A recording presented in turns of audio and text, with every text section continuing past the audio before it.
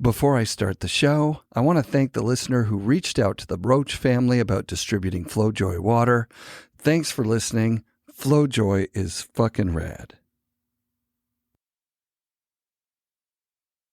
Season 10 is presented by Flojoy Water, Chris Roach's family business. Refresh your style with Flojoy Artesian Mountain Water. Pure water, pure stoke. And Essential Toothpaste Tabs. Earth-friendly, adventure-ready toothpaste. Clean ingredients, supported by science. Wired Snowboards factory in Vancouver builds high-quality custom snowboards for about the same price as other brands' regular boards. I've created several one-of-a-kind wired customs, including a Chase 162 that's seen hundreds of my best powder days. Get yourself a game-changing snowboard and join the Wired team with Devon Walsh, Sasha Daly, and many others. Wired Snowboards. For more information, go to wiredsnowboards.com. Fixed bindings are my go-to for all my snowboards because they're comfortable, durable, and look rad. Fix makes bindings I want to ride. Simple, lightweight, and dependable, made from the best materials, using the most environmentally friendly production processes possible. They offer lifetime warranty on bases and buckles. If you're looking for affordable performance bindings in the perfect color to match your fit, go to fixbindingco.com or grab them at your local retailer.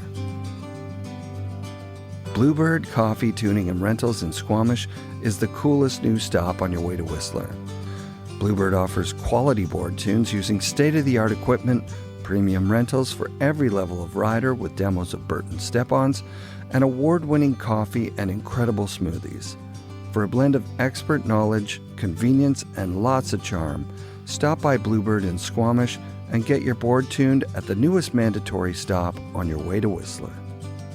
Pro Standard makes the grill mount the best mount for your Insta360 GoPro or DJI camera.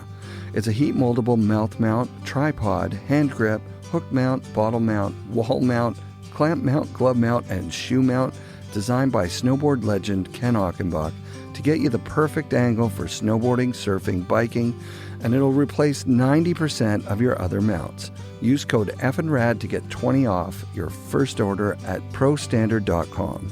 Support also comes from our friends at the Boardroom Snowboard Shop. Check out boardroomshop.com and use code FNRAD10 for 10% off regular priced items and FNRAD5 for 5% off sale items.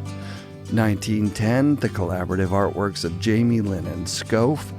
FNRAD20 saves you 20% off at 1910.com. New Greens, the superfood green drink sourced from American farms. Use code FNRAD for 20% off at newgreens.com. I want to thank DeKind Snowboard outerwear, travel bags, and backpacks, Rip Curl's Anti-Series outerwear, and our friends at Mount Seymour, Grouse Mountain, and Cypress Mountain for their support. Devon Walsh is considered one of the greatest backcountry freestyle snowboarders of all time.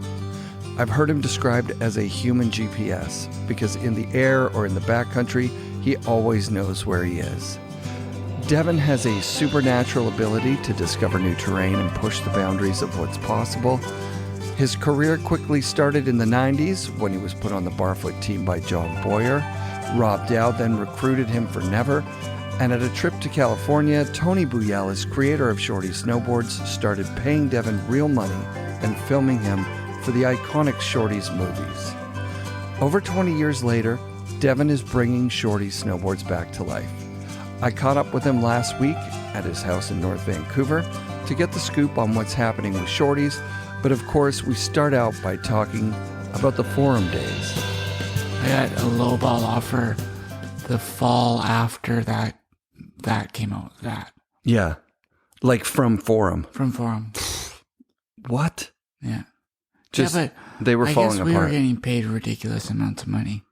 It probably didn't look very justifiable on and that Burton owned him at that point. Right.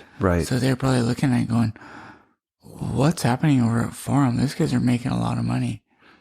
Well, I'm sure some of the Burton guys were doing all right too at that time. I'm sure, yeah. Right, because that was around when, was that when Nicholas went to Nike and stuff? Like Nike did the big thing? I think they were a bit, might have been, I don't even know. I think that Nike came in and was like, we're going to pay a lot. Yeah. And then Burton was like, okay, we're going to just keep paying, like a sensible amount. But they still played well. Yeah, they paid well, obviously. Right.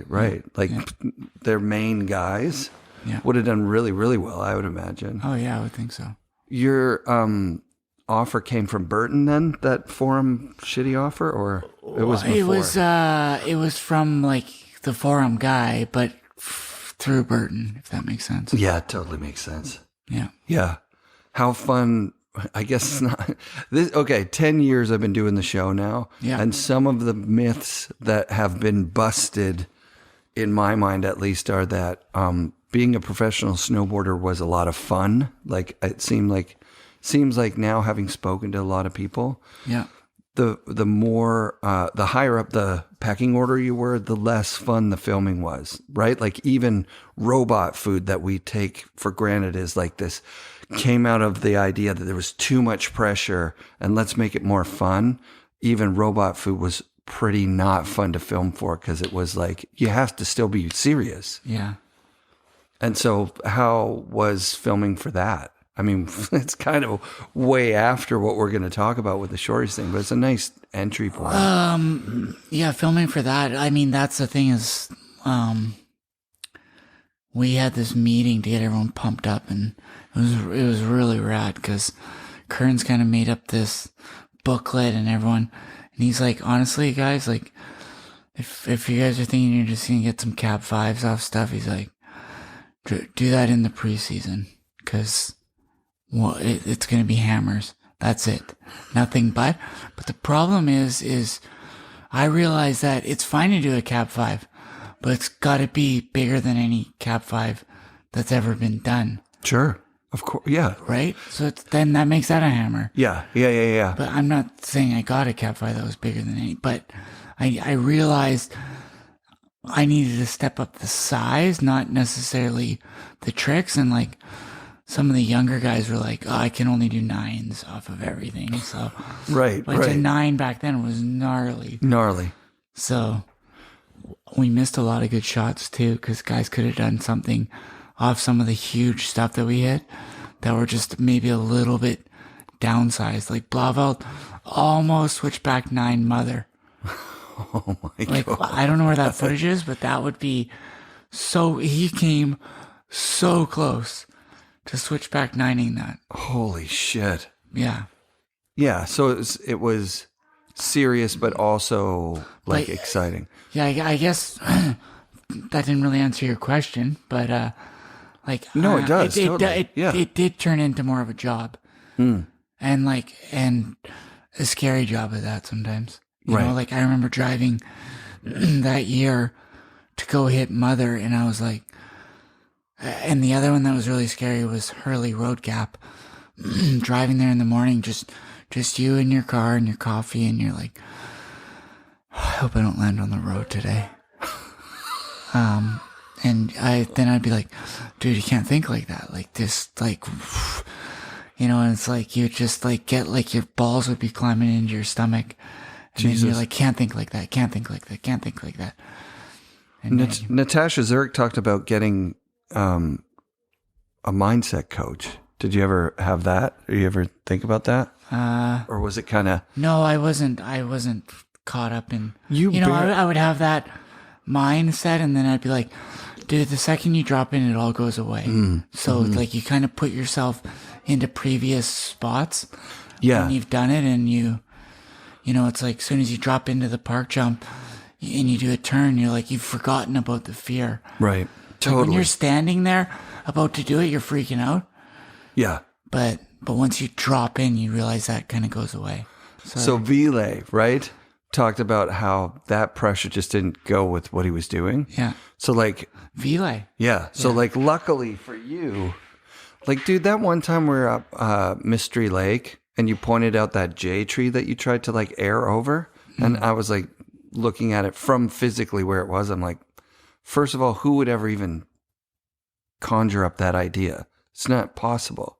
Like, sure, maybe if you just bombed as fast as you could and it was salted, icy in-run, you could get over there, but it's small to land on. It's so fucking far.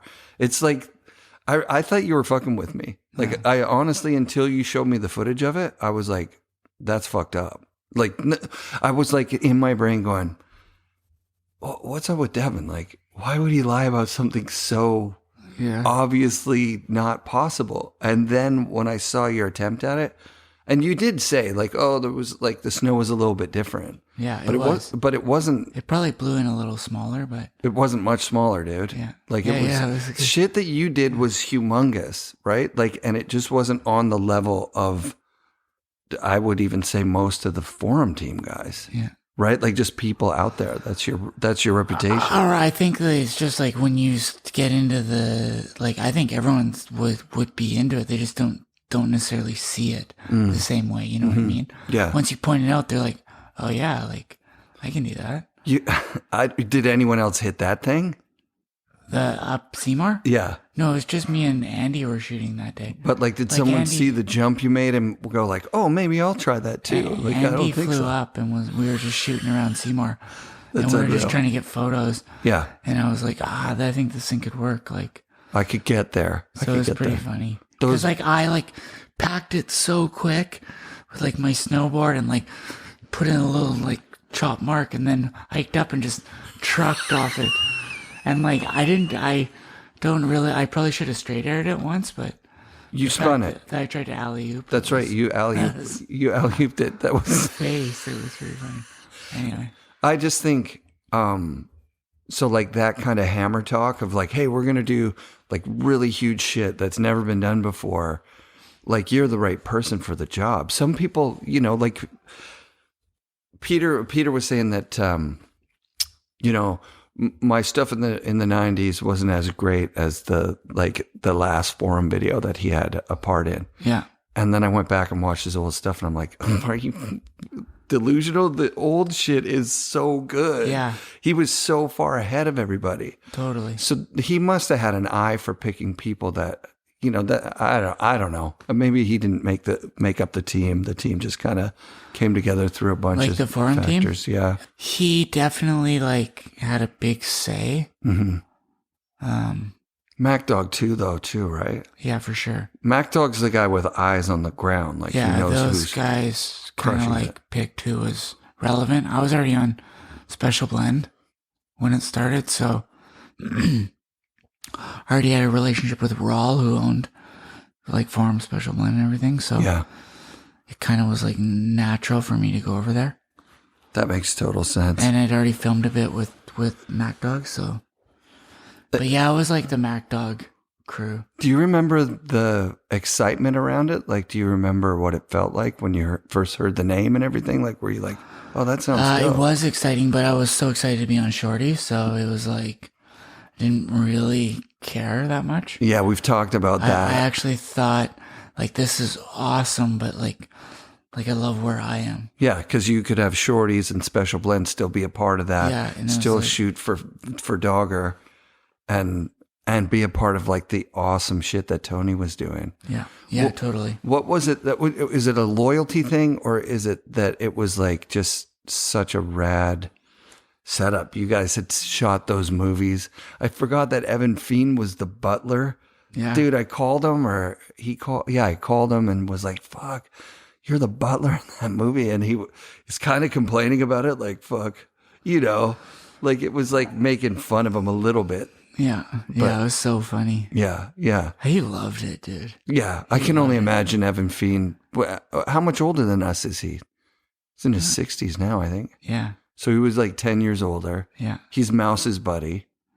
Yeah, and he was like a pioneer snowboarder from here, so. Dude, I saw him do I'm not going to exaggerate, like a 35, 40-foot cliff at Donner in front of our eyes, no cameras. Last year. No way. Sending. Like an old man, like 60-something years old, 64 years old. Sending, dude. Incredible. Yeah. Still got it. Yeah, he's yeah, so the Shorties thing let's talk now about like what's going on with Shorties now, and then talk about what happened with Shorties. Yeah. I think people's initial reaction from, myself and people that I've talked to about it are like initially confused because it's like, oh, isn't he on Wired? Yeah. And where's Shorty's coming from? But then when you explain it, it just makes sense. Yeah, I think like I definitely, me and Rob, like after DC ended, Rob reached out to me about going on Wired and like kind of being more of like an ambassador for Wired, which totally makes sense to me. Like, Rob's been like one of my great friends for, 30 plus years. So like me and Wired, like it works out well. And like, to me, the biggest thing is like, he builds quality shit. Like that's like, we're totally on the same page with what the boards ride like, what they look like. So it's like a perfect fit. Plus it's down the street from me. So yeah, everything's been going last couple of years, going great. And then that board with the Bruce Lee, I just have to say it, man. I think, it's my favorite, definitely my favorite wire board that's ever been made. Kowalczyk did a killer job on that. Yeah, it's pretty rad. I love it. Dude. Yeah. And then you showed up at the boardroom PK in the whole RDS kit. I was like, fucking Year of the Dragon, man. Yeah, it's sick. It's the Year of the Dragon. Yeah. That it comes out, and I'm born Year of the Dragon. Sick. So it's kind of a cool, and like, I don't know, I'm fascinated with Bruce Lee, so like, and when they did it, I was like, yeah, dude, it's like a no-brainer. It's a no-brainer. Yeah, no-brainer. And then, so anyway, last year, actually, I got to backtrack just a hair. About 5 years ago, I started to feel like, dude, I got to reach out to Tony, who owns Shorties, and like, just sort of like, I don't know, rekindle that relationship just to like see how he's doing. Yeah, because nothing happened, right? Like, it wasn't like he was like, you're off the team, fuck you, and you were like... We didn't, we had a really weird split up. Yeah. I don't know if you want to talk about that, but I think most people know now. Before, So, I just kind of left, and because he wasn't answering, he kind of was running skateboards and just didn't. And then he just moved on, and you moved on, and that was that. It's just kind of, he had too many like eggs in his basket, and he couldn't focus on the snowboarding. And I think the skateboarding was taking off so well, he just thought it would go well. Anyway, I think probably the snowboards were a little expensive too, right? My guess is it just snowballed and got away from him. I think so. And then he had the outerwear and the bags and and then salaries. It's like, you know what I mean? Yeah. Travel. Dude, you brought those bags down. They're so sick. Yeah, they're rad. Yeah, and the team was so good. The whole vibe was like incredible. I totally understand why you'd want to. So I've just been like as DC is one question. Yeah. Is it going to be screwed up with like kids talking and dogs barking? No, we're good. Okay. So like going back to it is, like 5 years ago or whatever, whenever DC kind of ended, I was like, dude, I wonder how Tony is doing, like Shorties wise.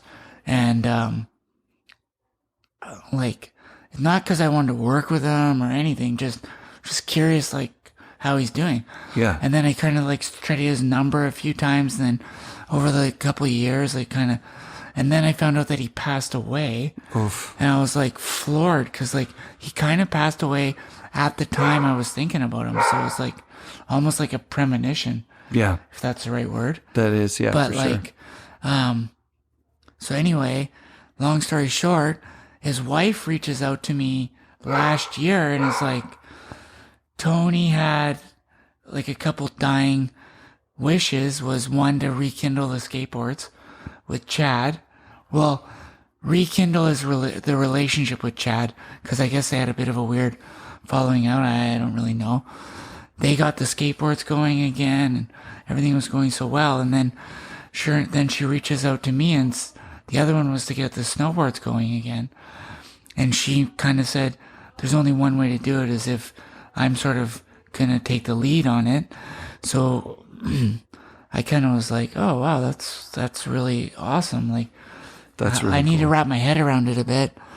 And then I reached out to Rob about helping out, and like he's like, yeah, we could do it. And we kind of have been like dragging our feet a bit through the summer, and we kind of realized like, hey, we kind of teased the water a bit, and people have been kind of buying into it. So we decided to kind of make this year, like, yeah, we're going to go for it and make this year a little bit of a building year and not really offer much, but kind of like sort of try to build it back organically and, you know, just try to do it like the real way instead of rushing to get it out. It's like, Right. so it's kind of been really cool. Yeah. I've watched the journey a little bit with like Tony's wife. What's her name? Krishna. Krishna, right. With Krishna sending you guys that initial package of just like, hey, this is all the stuff that I can find. Yeah. And it was like old, like magazines with ads Catalogs and like catalog. Oh, and, such sick Just stuff. random stuff. Yeah. I just got another one with like all the slides from the years and like wow. and like some of the initial drawings of the clothing, Holy things like crap. that. It was awesome. And then they sent me like an old board bag. Yeah. So- That's where that came Yeah. from. Yeah, so then like I'm kind of like I'm still on Wired and have a board and like it's kind of who I'm like the ambassador for, but I'm like running the Shorties program. And you know, I occasionally run a Shorties board, but like it's kind of like my baby, but it's like I'm still kind of snowboarding for it's kind of like you know, if a musician has like a guitar on like Fender and then they often have like a lower priced guitar on another brand. Epiphone or something, Yeah, right? exactly. Yeah. So Yeah. it's kind of like similar to that. It's Yeah. Have you been following what Terrier's been doing at all? no, I haven't. He's got a board with Zen, which is a dude, Reito from. Yeah, I know who you mean. Yeah. Yeah. But he's also done boards with other brands. Okay. And he told me that he just was, as long as the board is, he's not going to make the same board with two companies. Right. But, you know, obviously he wants to have a quiver of boards. Yeah. And he'll make one with one company, one with It's another. like a licensing fee. Yeah, I was like, dude, Dow, get on there. Imagine Devon and Yeah. Terrier on the fucking team Yeah, together. yeah, there you go. That'd be pretty sick, Yeah. right? Yeah, wouldn't it? Yeah. Yeah, text Terrier, do you want a Shorty's freestyle board? Yeah, I'll do it right now. Yeah, dude. Yeah, but so we just want to build it back organically and yeah, I mean, we kind of like running through the plans right now, but it's like a little bit old, a little bit of new. Want to touch on some of the nostalgia, but also like put out some new stuff that we think like Tony would have had some of the like, you know, like ideas about it. That's what Peter was just saying about Forum. Yeah. He's like, he understands how important it is to people, like what it was before. And he's like, I want to make sure that I take care of those dudes, but I also want it to be like it was before, which was like progressive in the space. So you don't want to just only make what you made before. It just looks too progressive right now. Like, give us a little bit of old. Yeah, yeah. A little more of old. He's not just on the Instagram. Right. He's got so much to work with Forum, Oh, right? yeah, dude. Like it's unbelievable. Unreal. I was surprised that Mac Dog being involved with it before, they didn't just like inundate with like old super footage of, or like outtakes, like what you're saying, like Lovelt's like Switch 9. Was it Cab 9 or Switchback 9 on Mother? Unbelievable. Yeah, I was like, run that thing, man. Just run it. Yeah. Put it in anyway. Body, even if he bodies. Yeah. Even if he I bodies. think he landed in nose roll. Like I'm pretty sure. He did it a couple times. Jesus. It was insane. That's nuts. Yeah. So yeah, with Shorties, is there talk? I mean, you're still in the early stage, right? So is there talk of like a young Brown Walsh part 2 or like Well, it wouldn't be a young Brown Walsh. But an old Brown Walsh, I guess. Yeah, exactly. But you're still friends with Browner. Have you talked with Kevin in the last 20 years? Like probably in the last 2 years, Good. 3 years. Yeah. How's he doing? He's doing good, right? Yeah, really good. Yeah, I love that guy. Yeah, he's doing super well. And like, I think he comes up and rides every so often. And he was here a couple of years but he back. loves Costa Rica. Yeah. I think there's a freedom down there, surfing.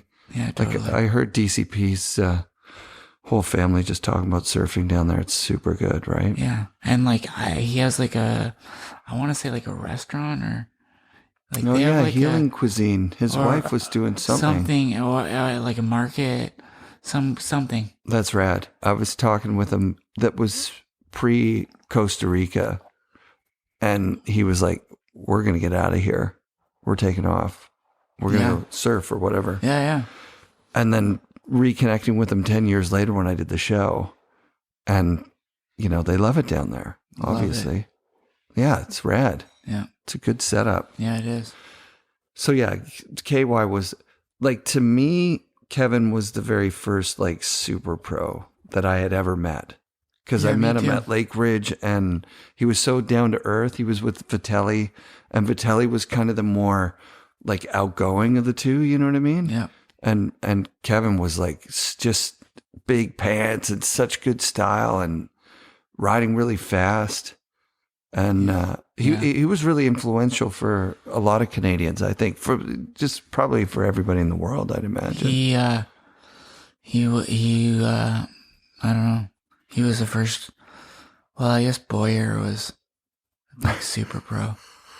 Who else did I meet? Where did you meet Boyer? He rode for West Beach.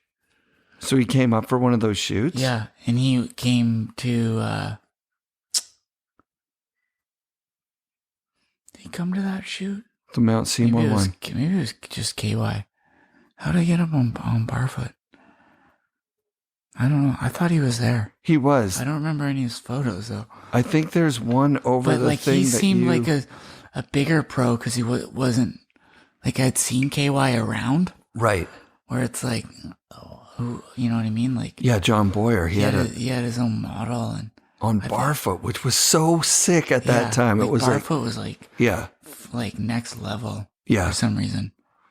Yeah, like because Barfoot seemed like so cool because it was from Southern California. Yeah, it wasn't Sims and it wasn't Burton. Those things had their own like kind of ethos. Yeah.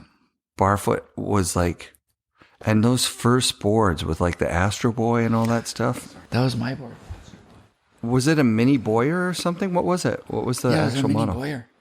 An Astro Boy, like that was like you're like no, well, yeah, Chuck made it and then right. But did you have some input into the shape and shit? You just it was like skatey. Yeah, it really was skatey.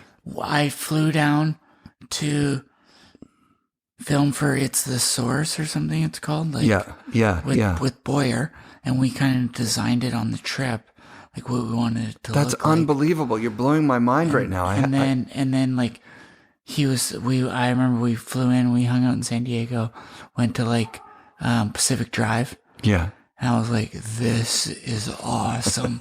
Like, holy cow. I was like 16 maybe? 15 probably even. Yeah, I was so young. And like, I went into Pacific Drive with like, and then those guys all lived there, like Jake, Dale, and Russell. Nate lived there? I don't know. Anyway, and then we like hung out there, went skating. I was like, this is crazy. I remember eating like one of the first times there was a hot wing place and we got a bucket of hot wings. I was like, this is the life. Like, and then we went up and filmed it in like up at the mountain. But I remember driving up there, like Boyer rented a caddy, like a big Cadillac, and driving up to Big Bear in the hot summer. It was like, was Boyer rad. making money? He was making okay money. I don't know. He seemed rich to me. I love it. Yeah. You know what I mean? Like, he was filming as well. It was for like rap films. Oh yeah. Right. So he was filming as well as riding. So we had a guy who was like also filming, but Boyer would film some of the shots too. And then and then Jamie Lynn showed up with Cersei. Holy and I was like, this is like insanity. That's nuts. And then we designed that board, and then it came out the year after was the one I had, the Astro Boy with the thing on it. Yeah. I got it in the late spring or something. Right. I did it in the summer but I wrote a cut down version at Big Bear. Yeah, he told me that he went to Chuck and said, Devon's the next dude. And Chuck went, I thought you were the dude. And he's like, well, there's more than one. Yeah, you know what I mean? Plus you want to bring up the young blood. And Chuck was like, no, you're the guy. Yeah, you're him. You are it. You shouldn't be coming to me and telling me someone's better than you. Kind of vibe. I don't know. I might be getting that wrong, but but I know I wasn't you better than him, but I was like the little kid. He could see it. He could see. Yeah. You were different, right? Like he was really smooth in a half pipe. Yeah. And he was really good at transitions. Very, very good style. Yeah. Had he been on another brand, he probably... We didn't really know what we were doing. Well, nothing had happened, right? Like 360s were a big deal. 540s were like, you're landing backwards are kind of sketchy. Totally. You got a couple of people like Sean Johnson and Mike Rankwit doing switch stuff. Quinn Sandvold doing a whole run switch, which was dope. I remember you, Dow, and Roberta riding backwards in Montana in 1994, just focusing on riding backwards. Yeah. And I remember being like, okay, but it's I can't even ride forwards good yet. When the hell are you guys riding backwards? And I remember you actually telling me, switch method is so hard. And I was like, seems like it would be really easy. You're like, dude, try it. It's the hardest thing to get your body into that. Super awkward. But I've told you this before. After that, you came up with a hit run.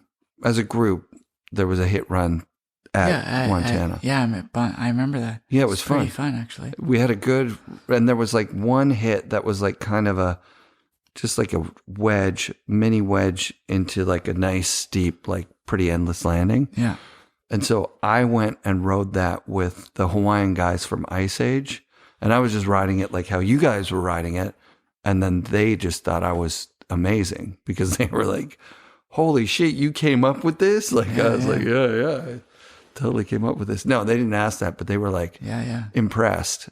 I remember we had a super good hit run there because the mountain was kind of boring. Other than that, it was really flat. It was really it's big but flat. Mm-hmm. Mm-hmm. And I remember going off into the trees, how you would hear. Yeah. And then all of a sudden you're in snag. It was there was really no bad. Snow. You're like, what the fuck? Yeah, it was just good groomers. It was super weird. Yeah, it was good groomers. But Colorado style. Yeah. Well, that was when you're on Never. Yeah. So the Never stuff starts creeping into the barfoot quality was fine, right? Those boards were all right. Yeah, except for the one. There's one that I rode during the winter with a cut down nose. It was so stiff. It was it was not a good board. It felt something about it reminds me of a 2x4. Yeah, it was off. It was just too thick through the exactly. It was super heavy. Yeah. And then I got that little one, the Astro Boy, and it was insane. That's when, I remember that's when I first saw you in videos because it got that board. You got some shots. That Astro Boy. Yeah. That's in the rap video. Yeah. And I think it's in a Dogger video too, in the random part. There's one spin of you at Mount Hood or something. Mount Hood for sure. Yeah. And I was like, it might have been a Mouse movie. No, it could have been a Mouse movie. I think Mouse was there.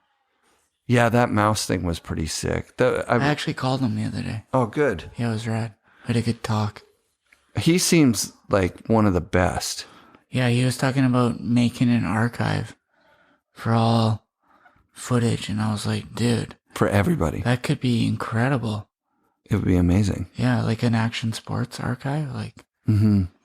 I think we need it. I think now the way that the world is with so much content. Yeah. He's like, if I die tomorrow, it's just going to be gone. It'll be in a storage locker. Boxes in it. Yeah, You know what? No. Wouldn't even go in a storage locker because I've seen it. It's in his garage, right? Like there's boxes in his garage, like the end, you know? Yeah. Milk. Like they're each just like boxes of stuff. It's so valuable to like the culture, to the community of snowboarding. But to his family, they would be like, okay, well, where do we start? This shit? Yeah. Because who's going to come out of the woodwork and be like, hey, you know what? Give us his stuff. It would be good to get like someone just working 40 hours a week in the middle of nowhere where it's cheap to have a warehouse or something. Just get everybody to send their footage there. Like all old tapes, and you know what? You're going to find some stuff like Blovelt's Switch 9 that you could probably make a brand new movie with shit from back then. Rad shit. That would be untouchable. Yeah. Yeah. So yeah, the never years are it's just one, isn't it? Or two? I was just desperate for a board sponsor. Right. So I went and they lured down the street. Yeah. So I went there and Rob was already riding for them. So, and then we actually made rad boards. More when it was never, I don't think it was switching to option when I quit, but. Well, that mini Dow was going to be the Devon, but then it was we made it and we rode it. I remember we had that like shape, which we talked about, like the radius to flat. Let's talk about it a little more in depth. Like, what did you guys sit down and draw that or conceptualize that and bring it to someone at option to try and make, or? Yeah, I don't know. We just came up with it because we were thinking about how, like, when you're riding and we have all these scoop noses, everything's like pushing in this deep snow. Yeah. And it's not even like we were big powder riders, but we were riding like packed powder all over. Yeah.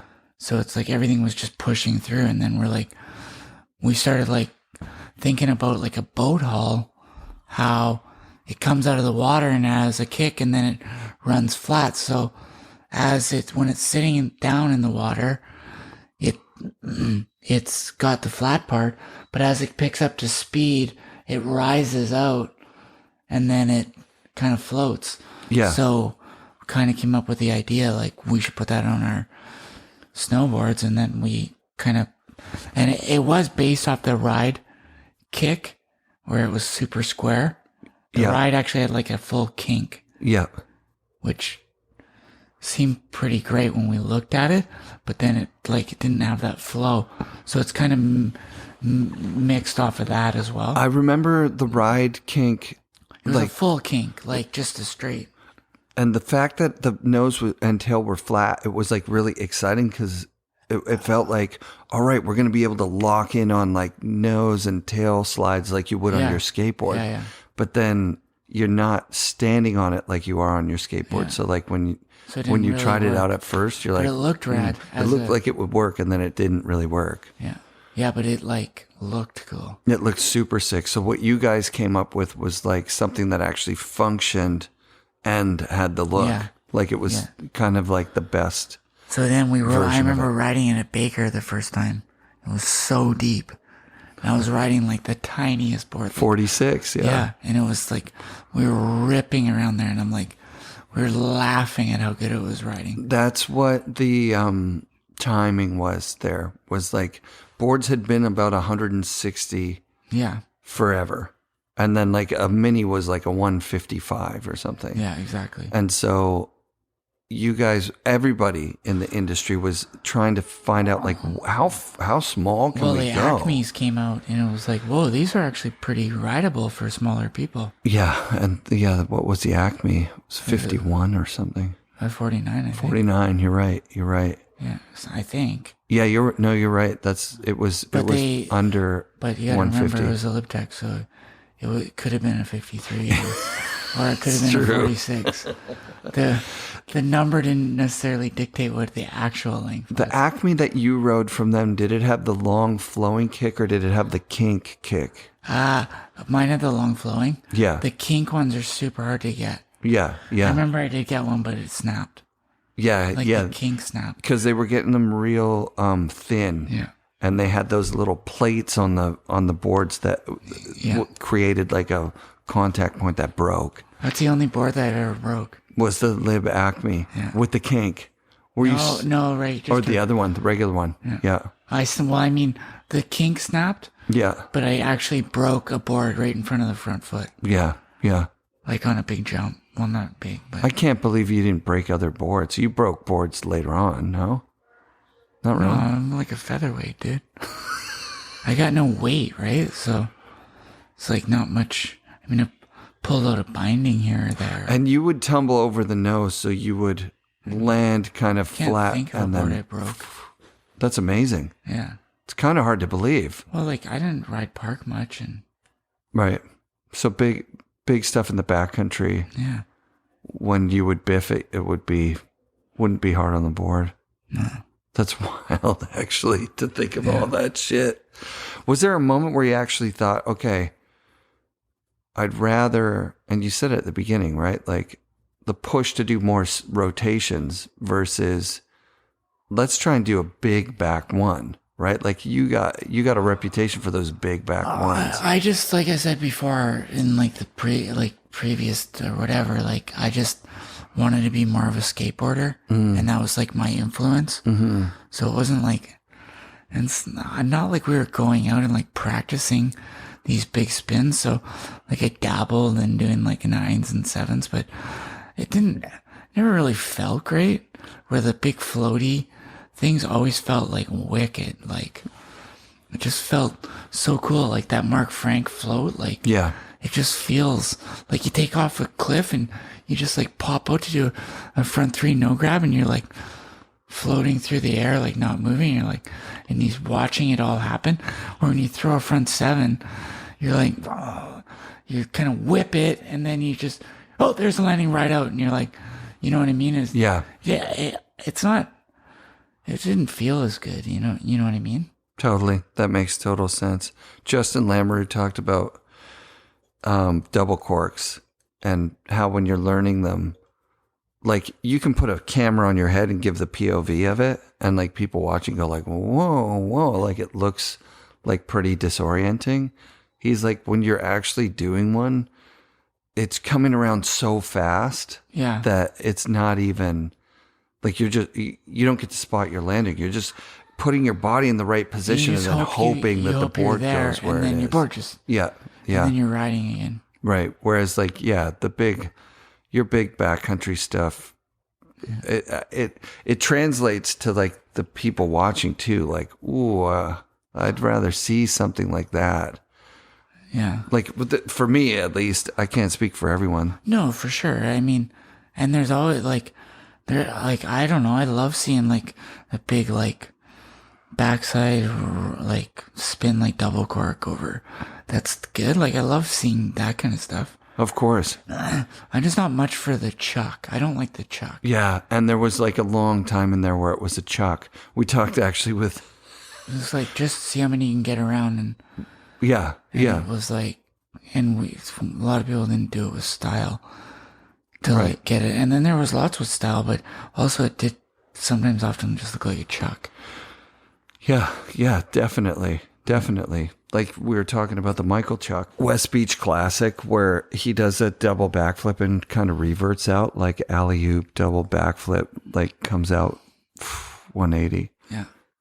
Like that was 10 years before someone does a double chuck in a pipe, like a double cork. Yeah. 10 years. It was insane, dude. So like every once in a while you'd see some crazy shit go down that was like, oh shit, if that guy could land that, or like Michael Chuck was doing his own thing. Like, yeah, it was like he was in a weird category. Like I loved seeing that. Yeah.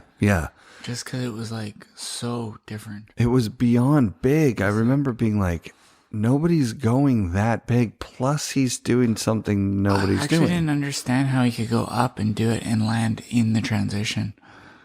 Like, he obviously knew how to ride half-pipe pretty good. Yeah. There was something about the momentum of flipping back, like, and throwing over the deck that kind of... Yeah, he just could do it, like, at that time, like, because all the pipes were so different that it was a pure push-off to get back in, so it's not like he was just riding the wall. Yeah.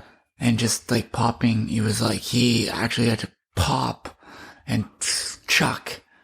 And figure out where that ends him up on the wall. Yeah, and he was pretty consistently good at that shit. Yeah, it was rad. Yeah, so like that guy's a beast. A beast. And so it's like I imagine your Instagram feed, you see a lot of the same stuff that I see, right? Like the Torstein movie with all those like sick shots, like Cicerelli just crushing like in such a rad way. Yeah. It's like what you were talking about before, right? Like bringing that stuff to the backcountry and making it look good, like with floating and proper grabbing. Yeah, Torstein's good at that. Yeah. Like that stuff looks good. It looks great, right? Yeah. It's like new. It's like that's what the new thing like is. Progressive tricks that are like I always think back like one of the first interviews I ever saw with Jeremy Jones, not Forum Jeremy Jones, Big Mountain. He's like, I just really want to bring progressive tricks to the mountain, like these big faces.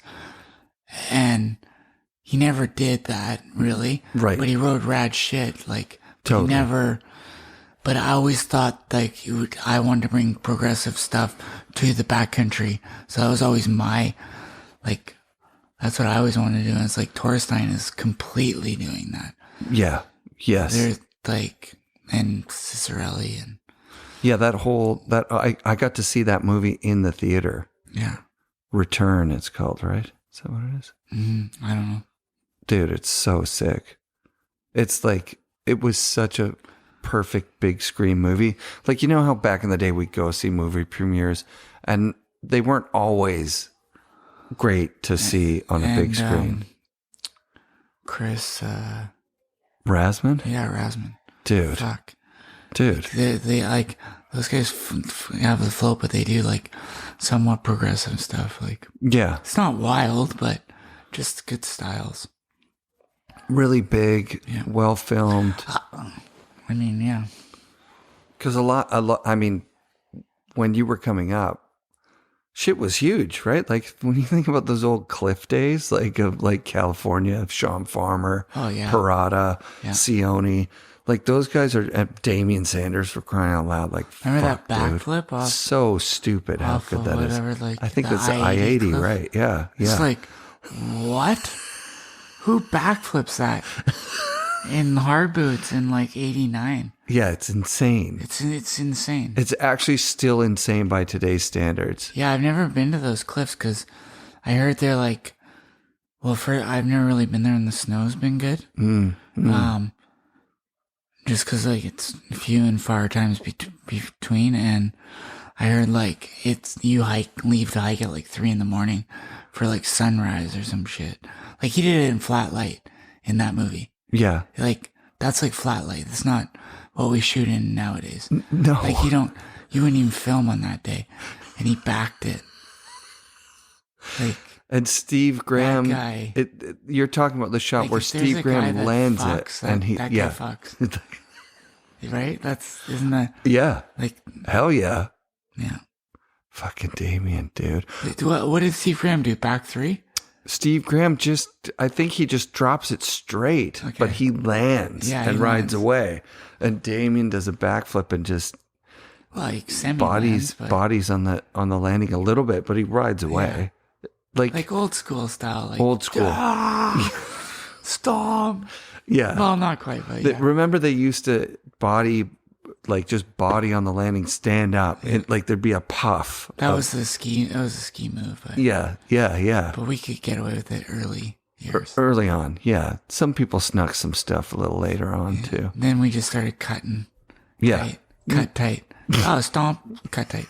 Yeah. No nose roll after, just cut tight. Well, my favorite thing about Shorty's being back is that you're going to be running the thing, and if it does well, then you do well, which is really important. The other thing is, like, I've been mulling it over for the last, like, half a year, and sort of taking a look at the snowboard industry, and, like, the industry is really lacking these companies that are run by snowboarders that actually want to, like, help snowboarding.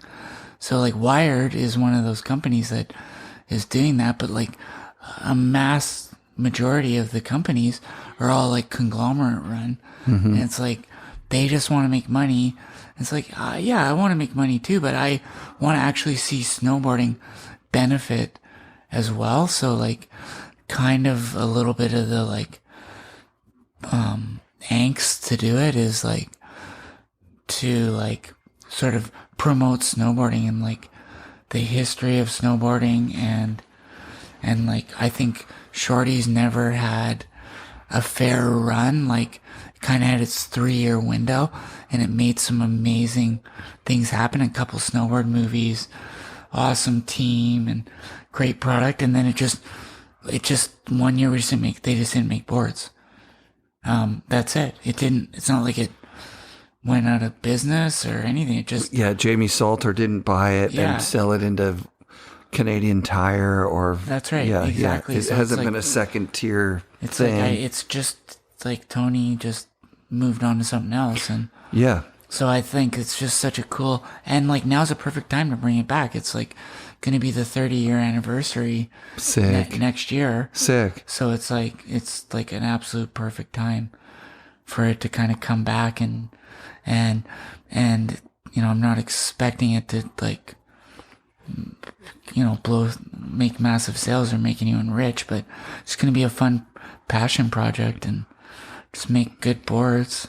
Could open the door too for some trips and some things like that are just like... And, like, I don't know, like, bring up some cool riders that, you know, push them into the limelight. Yeah. It's like...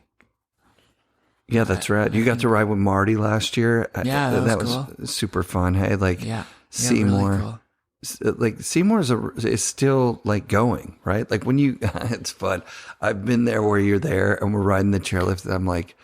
People freak out that you're there. People love I was thinking about it, though, today, driving home.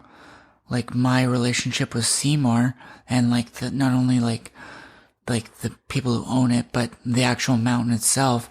It's like, I went out last year, it snowed one day.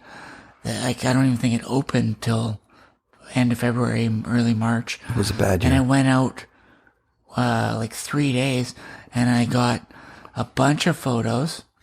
And, like, you can't go to Grouse and just go build something and shoot photos. You can go ride the park and get photos, but, like, it's pretty hard to find something that you shovel out.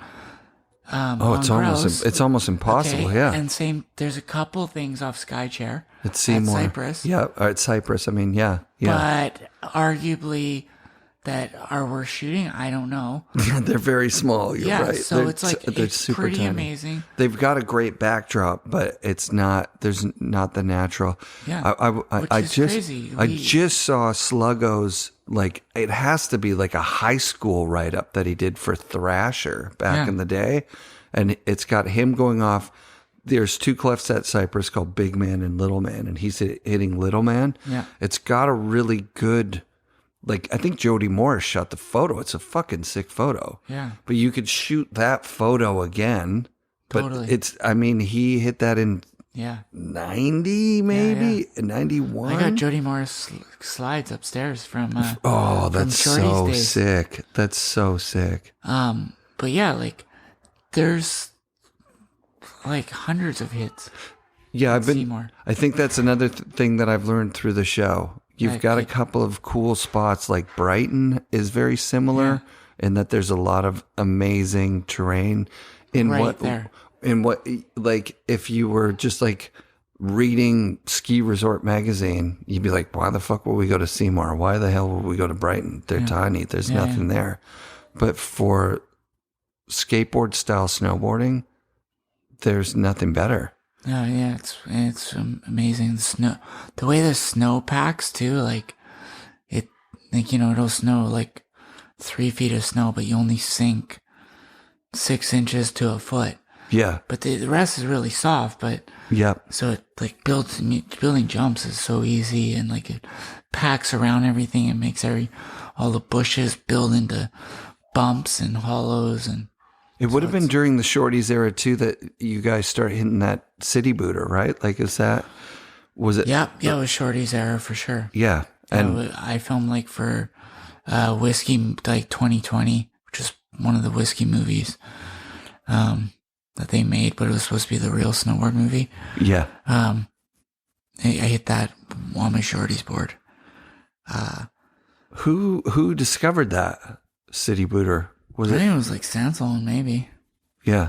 I think so. Like Seymour kids for sure. If it wasn't Sansone, it was like in the crew. Yeah. Yeah, man. Who did Sansone ride for when you were on Shorty's? Santa Cruz, or did he get on Option? It was Santa Cruz and then moved over to Option. Yeah. I remember him making that move because he learned switch rodeos. Yeah. Switch backside rodeos. Yeah. And then he won West Beach Big Air, and he won X Games. And that was just like, the way I remember him being like kind of at the end of his like professional career with Santa Cruz. He's like, I'm not getting the kind of support that I need, and I'm not totally like, I'm thinking of going back to school. I could be completely off on that, but I remember sort of winding down for him. I think he broke his ribs at Seymour and had to get helied out. Yeah, he did. And it was like on a Santa Cruz there. And it was pretty major. Like, it was like a major he punctured injury. His lung. Oh, that's right. It was gnarly. And then I remember Corey from Invasion working up in the park. Yeah. Remember Shane and Corey from Invasion? Yeah, totally. And Corey was like in charge of maybe shaping the half pipe, and there were a couple of jumps there. There was like one jump right from Lodge that people were just learning all these like misty flips, rodeo flips, frontside rodeos. Yeah. All that stuff was just going down on these jumps. And I think Sansalom learned it switch on that jump. I might be wrong. Because he would go back and forth. Though. Yeah, he would go back and forth between Whistler and... like dangerous looking. And it was technically like the best trick you could do at that time. Oh, yeah. It was sick. He deserved what he got at Option. That was super dope. Yeah, that's rad. And he led the ship really well. Like, he really... Yeah, he did. I think he relaunched the Option brand. I think you're right. Because, like, he podiumed at X Games, and, like, that was a big deal then. Yeah. X Games were, like, new and hot, and not like today. Did I say that? Yeah, I don't even know. What are they now? I don't know. They got wild. They went weird. Influencers. They went weird that influencer year, but supposedly they're going to listen to Todd and Salema. I don't know. Probably reboot something. Okay. I don't know. Like, all the contest stuff for me, it was like, the Olympics was super whack when it first came out. Yeah. And then everything kind of fell apart in competition snowboarding at that point. Plus, the only thing to really pay attention to at that point was filming. Yeah. Right? Like, and filming got out of hand. Yeah. I feel like that series that you did on DC that was like shot this week and put out like 2 weeks later was one of the first things where I was like, ooh, shit, this is going to fuck the videos pretty hard. Like, that's like, we're now seeing the videos. I'm having a brain fart. What was it called? Oh, I can't even remember. Polar Opposites. Polar Opposites. Yeah. I remember it being like, oh shit, we're seeing next year's video stuff right now. That I remember thinking that. Like, oh, is this going to be in the video next year too? But we already saw it's kind of spoiling the video. We probably should have kept that rolling. It was pretty cool, I think. Yeah, it was super dope. Yeah. But then, you know what the problem was is we would go and hit stuff, then people would see it, and then we'd go back to we hit it again, and people had already poached it, and we're like, the fuck, how'd they know about it? Oh yeah, we already released it. Fuck. Like, it pissed us off, because then people would go there and do like a better trick than we got, and then put it out in next year. And it was like, right. It was like, hey, you're welcome. Yeah. That's amazing. Yeah, I saw Arthur Longo at Seymour last season. You would have heard about that, obviously. People like, Arthur's at fucking at Seymour. And Josh, the intern, and the kid that works in the park up there was like hitting the same feature as him at the same time. You know what I mean? Yeah. And then there's like, it's not an argument. Like, obviously, Arthur's going to hit it better. Sorry, Josh, just because it's Arthur and his style is good. Yeah.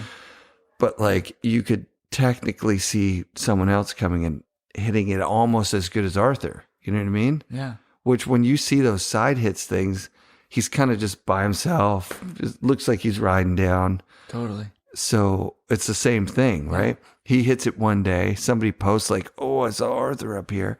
Then a whole crew starts following him around, watching what he's hitting. Totally. And I'm watching his like pro filmer who's right here. And I'm like, am I allowed to just film this beside you? And they're like, it's a free country. Yeah. And then I've got an iPhone clip that's almost as good as the video clip. And I asked Arthur, like, I'm not going to post this because like until after you guys do your thing. You put out your thing. And but it's good teaser, he didn't give a fuck. It's a good teaser. I guess if it was like his big banger from the whole year. It wasn't to go out. It wasn't for sure. But like but then I've got a good one of Josh. So do I put out the Josh one? Yeah. You know what I mean? It's like, yeah, I can only imagine. You guys, during the peak Seymour years, you weren't getting up at 3 a.m. to go get the sunrise shot. You guys were meeting in the parking lot and taking the lift up. Like in the peak Seymour years? Yeah. Oh, yeah. We were hungover. Right. Yeah. I remember Dow saying to me, I don't even go if there's not a filmer going. Yeah. I was like, dude, that sounds so not core. Yeah, but we would go ride once in a while, but like after the beginning of the year, like you ride hard until like January. Yeah. And then any day you go up, you're filming. Yeah. Like that's our kind of thing. Was we had tried filming sort of the beginning of the year and everything kind of looked sketchy. And then we realized like, you just don't film now. You just go ride your brains out. But like we trained like for, I don't know, 4 years, 5, 6 years. Every time we rode Glacier Chair in Blackcomb, we dropped that cliff at the top of the chair. Every single run, we dropped that cliff. Jesus. Yeah, Dion, and Jake, we'd send, the cliff right underneath the chair. Yeah. At the very top. We'd come down and drop that thing.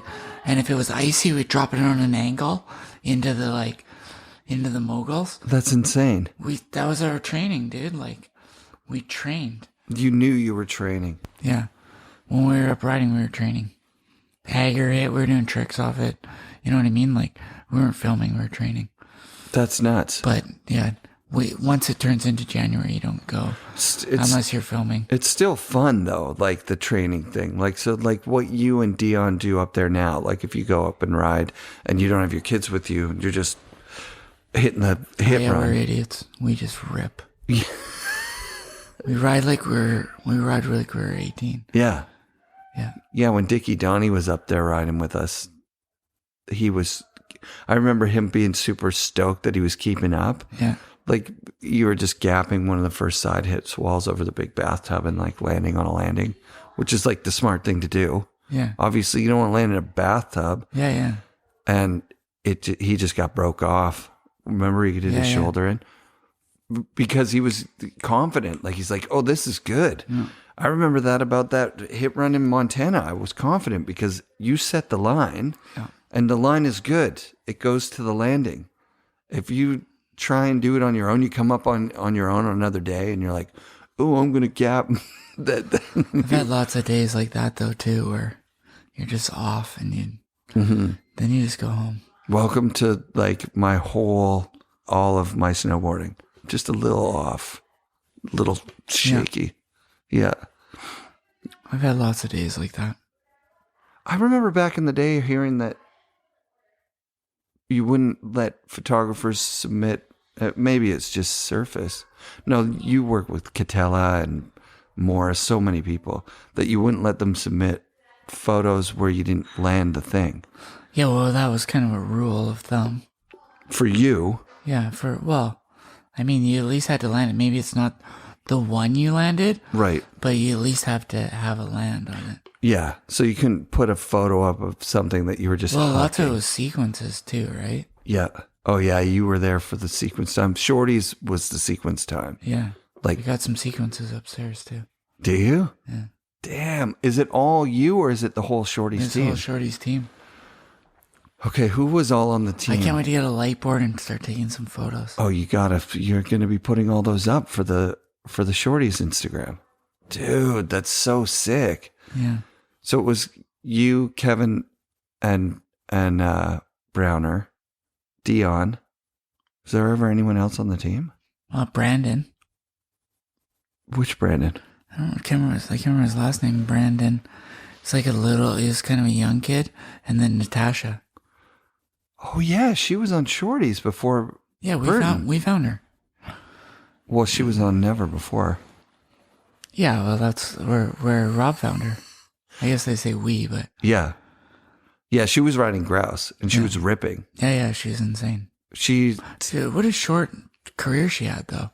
No, she went for a while. Did she? Yeah, she went for a while. Okay. She did A team for Burton for like a good chunk. Okay. And she ripped.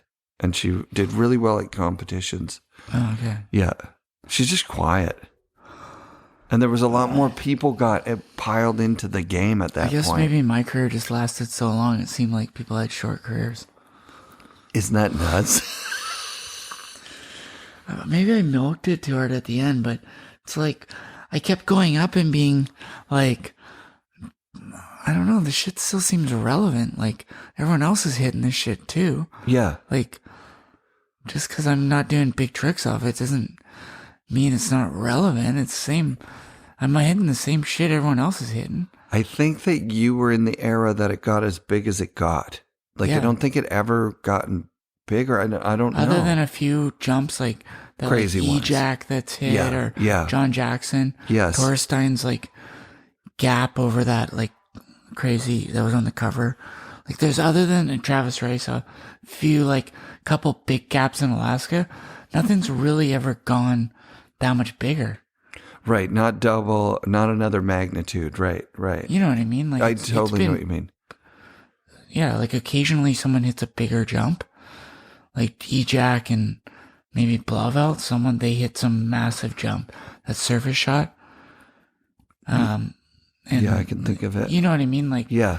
But other than that, like, it's not like everybody that's a pro right now is hitting shit that's bigger than what you guys were hitting.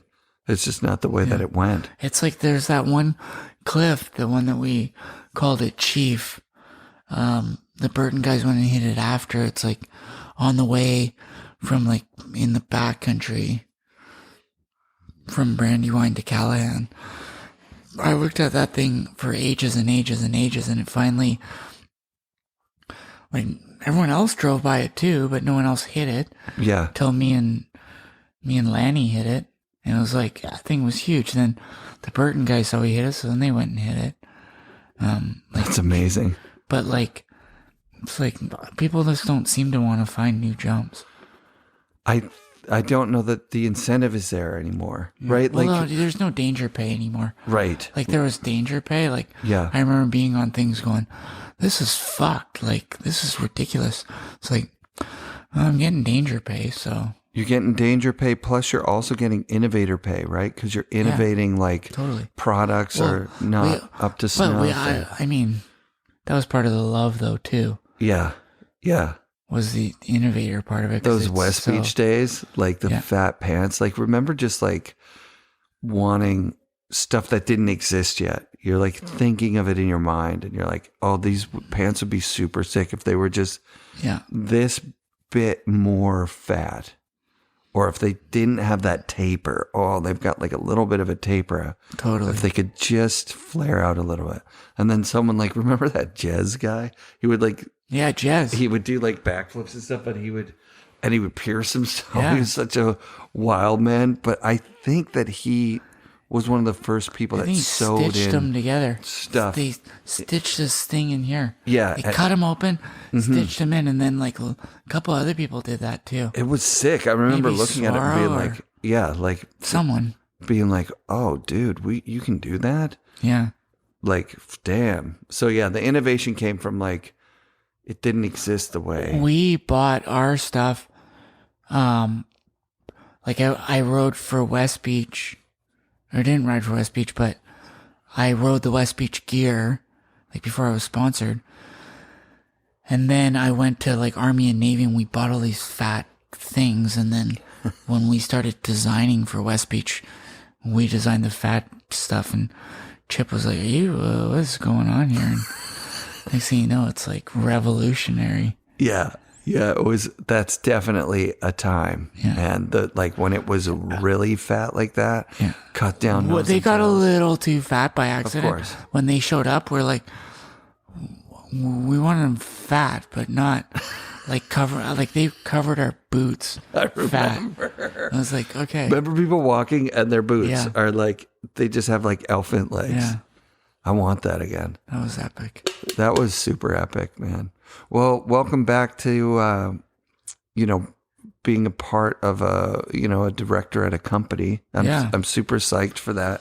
I think you and I talked about it when Chad first started doing the reissues with his Musca boards on like a short. So. And I was like, well, you should be doing this. You should be doing, small runs where every single person that gets a board has like a connection to you directly, because that seems to be sick. I think that there's obviously a skateboard is like $100 item where there's those ones aren't $100. I think he's charging $250 or something. Well, yeah, but I guess it's like, I don't know what a snowboard, but there's definitely going to be some of that like nostalgia stuff with some signed boards. Yeah. Like some remakes like that. But like a limited number, I think is. Well, I think that's the thing about Musca's thing too, was that it was limited. It was like, it's not just, a company that's put together for the numbers. Like you look and you go, okay, we could get to 500 this year, 800 next year, 1,200 down the road. Yeah. It's like, there's a demand for something that is nostalgic and connected to you. Plus, like you say, like if you just look at it, like what would Tony have done had he kept going with it? Yeah, right. That'd be fun. It's creative. Like you said, it never fell off. So it's maybe you can look at it like, what would Jamie Salter have done if he had you could make $99 boards. I think the one cool thing about Jamie Salter, at least he's been in snowboarding forever. Like it's close to his heart. Yeah, would actually be rad to see, like, I don't know, like, that, I wonder if that guy would be into giving back. Like, I was talking to Mouse, I'm like, shouldn't a Jamie Salter be the one who's, like, funding this, like, his history? Mm-hmm. He got all his riches off of it. Yeah. Like, that would be a perfect person. Him and Chip Wilson. Yeah. It's like, let's get the history of snowboarding going, like. Totally. And like skateboarding and surfing, like. Yeah, there's like Jamie Salter would be the guy I'd see, like. Extracting the money from mainstream Walmart sales and putting it into a specialty do something museum good with it, though, or something where it's like history of give it back a action little bit. Sports. That'd be cool. Yeah, I think that would be cool. I often dreamed about like hitting him up and saying that. Like, look, they would just do the Jamie Salter Action Sports Museum in Minnesota, somewhere where you can get a huge space for cheap. and people go there for a destination. You know what I mean? It makes sense because he's got money. But then I don't know if you know many people with lots of money, they don't really spend it frivolously, do they? Oh, no, I know. They usually... Is that frivolous, though, to like... I guess if it's an endowment, like what you would do at your... it's almost like a museum, right? Like, it'd be like the Jamie Salter Museum of Action Sports. Yeah, I wanted to pitch it to him and say, there needs to be a slush fund there to pay out some of the people. Like when Kevin got off Atlantis, because Jamie bought it, his contract just ended and he just got screwed out of a bunch of money. Yeah. It's like you got to pay off some of these people. You know what I mean? Yeah. Like Megan Porcheron, you need to make sure that her Lamar contract go back. Just like pay off those little things so that people don't have that terrible feeling of when you've destroyed their life. Yeah, when you tore them down. When you tore their company out from under them and sold it into Sport Mart or... was I reading or watching? No, he's watching. Like his concept is interesting. Yeah. Oh, yeah, what he does? Yeah. So I'm like, wow. It's super simple. It's like you find something that's got a brand recognition, especially something like, say, Forum, where they've pumped all this money into advertising. They've bought full-page, 2-page spreads in every magazine. Yeah. What he would do is he would see a company floundering, according to Travis Wood, floundering company that has like value in it, and he would just go to his Forzani group and say, how many silence boards would you buy if you could get them right now? Here's their catalog, actual catalog of silence boards. Yeah. They'd be like, well, if they're $300 each, we'll take 5,000 boards. And so he's got an order basically for 5,000 boards at $300 each. And he can go to the company and be like, okay, I'll buy your company for $100,000 cash right now. It worked. I mean, look, he did it with Sports Illustrated and Volcom. He's done it with so many. It's insane. Reebok. Yeah. He owns Reebok outright, I think. It's not just a licensing thing. Okay. But they're mostly licensing. Yeah. The license is the thing. It's crafty, man. Well, good luck with Shorties. I know it's going to be fun, man. Yeah, thank you. I'm pumped. Thanks for taking the time to sit down with me and do another one of these. Yeah. It's always rad to have you on the show.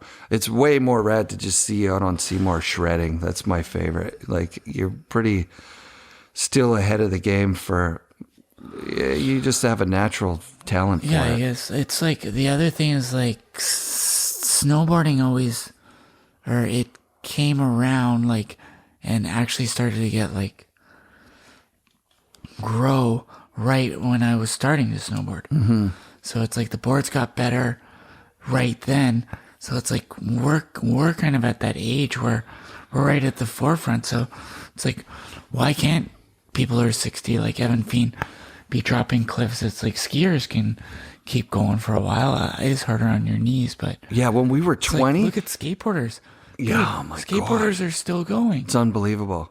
It's so sick. Well, I think the first one for me was Kelly Slater in surfing, where it was like he turned 30, he was supposed to retire. Then he turned 40, he was better than he was when he was 30. Yeah.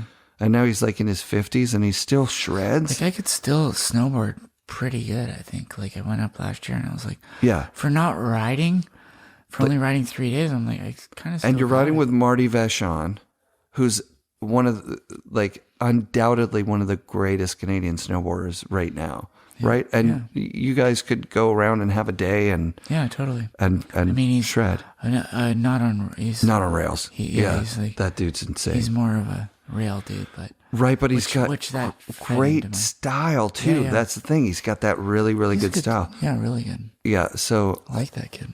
Yeah, I think the thing is, work ethic. The action sports grew up. And there is a spot there. You know, Jamie Lynn's still got a pro model, right? Matt Cummings still has a pro model. That's the best one. Yeah. But it's just sometimes the luck of the draw. What the roll of the dice, sponsorship, who you are with, and then if your career kind of gets to the end while they're doing a transition, then you don't get the fanfare. You don't get the cool shit. Like Gooch is still on Volcom killing it. You know what I mean? Which is crazy. Which is crazy, right? So it's like relevant. Yeah. I'll buy his vest. Dude's sick. So yeah, this is one of those roll of the dice things where Shorty's and you just, took a bit of a break. Yeah. 25-year break. It's like finding my first love. All right. Thanks, Dev. Okay. Thank you, sir. It was killer. Okay. FNRad shout-outs to Devon and his family for having me in their home for this interview. Special thanks this week to the Patreon listeners. I've started sending out some shirts and sweatshirts for the first full year supporters. Talking about Roy Arn Borseth, whose hoodie's in the mail, Hayden Pocock, Chris Green, Anthony Dorison, Jamie Shaw, Heinrich Donnerberg, Kyle Arvey, and my favorite bald-faced buddy, Carl Montoya, who's heading back to Baldface this week, I think. You guys have helped create real freedom in my life. Thank you from the bottom of my heart. And you, dear listener, who've made it to the end of the show, please join the FNRad Patreon and support future episodes. Be sure to come back next week for more FNRad snowboarding presented by Flojoy Artesian Mountain Water from Donner Summit and brought to you by FNRad Productions.